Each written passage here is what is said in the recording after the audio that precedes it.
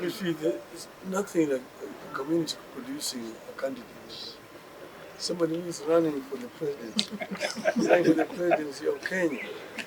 See, you cannot be elected president of Kenya on the basis of the Kisi votes, Kisi, or the Luo votes, or the Mbeya votes for that matter, or even the Mount Kenya votes.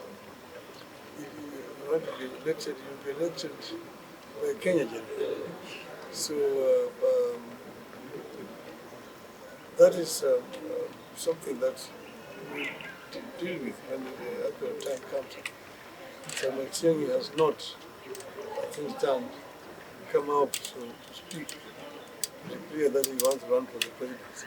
There are some clashes along the border between Kisi County and Narok County, which I think has claimed some casualties.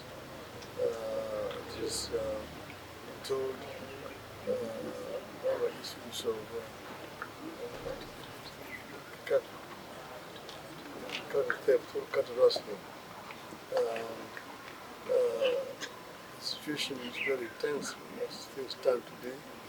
I've talked to the people who are in charge of security to mobilize security to ensure that no further loss of life is caused to bring peace among the communities who live along the border.